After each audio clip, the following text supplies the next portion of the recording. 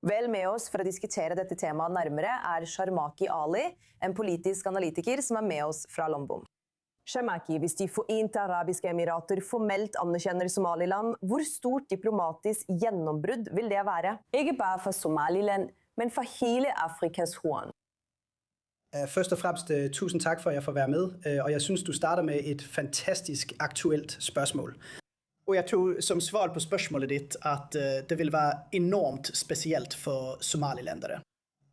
Og jeg mener, det vi har sett at forholdet mellom Somaliland og De forente arabiske emirater har vokst, blitt dypere og styrket seg i mange år nå. Og faktisk det som kan skje med en formell anerkendelse at Somaliland faktisk kan få tilgang til vigtige ting som tilgang til finanssektoren, noe Somaliland sort fortjener akkurat nå. Og trenger for å kunne fortsette sin vei mot å utvikle staten sin. Så hvordan skal vi tolke tidspunktet for, at Somaliland sin første ambassadør overrækker sine akkreditiver i Israel på Somaliland sin uafhængighedsdag? Blir dette kanskje en prøvesak for bredere anerkendelse? Jeg tror, det er en svært symbolsk gest fra staten Israel. Og jeg tror at det ikke har gått ubemærket hen for mange somalilandere at ambassadør Mohammed Haji overleverte sine akkreditiver i dag 18. maj, som, hvis jeg rask er ret på det, faktisk ikke er Somaliland sin uafhængighedsdag i dag, men det er dagen, da Somaliland genoprettede sin suverænitet for 35 år siden. Somalilands uafhængighedsdag er den 26. juni. Så vi har mere at fejre næste måned også. En god præcisering der. Tak, Sharmaki. Når det gjelder Tyrkia, Katar, Kina, Iran, som alle prøver å utvide sin innflytelse rundt Rødehavet og Afrikas Horn, er det å anerkjenne Somaliland også en måte for Israel og muligens De forente arabiske emirater å motvirke noen av disse rivaliserende maktene i regionen. Jeg tror, hvis du ser på det på den måten, ja, det stemmer. Jeg tror, det er definitivt en mulighed der, som vi allerede har sett med en førstemandsfordel for Israel. Og vi ser hver dag på gatene de voksende båndene, du vet, båndene mellom folk.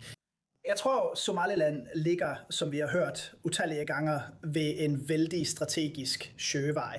Og faktisk, jeg tror enda vigtigere, at somalilendere og staten selv faktisk er i stand til å gjøre og bidra med så mye mer til verden, enn det den gjør nå som en ikke anerkjent stat. Men som en anerkjent stat, tror jeg Somaliland kan støtte sine allierede og vil samarbeide med sine allierede. For å sikre at disse viktige farvandene er fri for piratvirksomhet og fri for enhver handling, som tar sigte på å destabilisere interessene til Republikken Somaliland og dens allierede. Har du noen melding, Sharmaki, til somalilendere på denne festlige dagen? Ja, fair, nyt, men husk også de 100.000 som offrede livene sine som en del av folkemordet, som ble begått av den somaliske staten, mens den okkuperte republikken. Men så for at du koser deg, spiser masse og har det gøy. Sharmaki Ali, takk for at du var med oss på I24 News English i dag. Det var flott å ha deg her. Tusen takk. Takk for at jeg fikk være med. Tilbake her i studio, Mark. Somalilands første ambassadør presenterer nå sine akkreditiver her i Israel. Fra Israels perspektiv, er dette et symbolsk diplomatisk steg, eller virkelig en del av en dybere strategisk interesse å endre strategi når det gjelder Afrikas Horn? Så åpenbart er Afrikas Horn et avgjørende område, og det er viktig for Israel å ha gode relasjoner med Somaliland er en game changer. Når det er sagt, så er dette mye større enn Somaliland.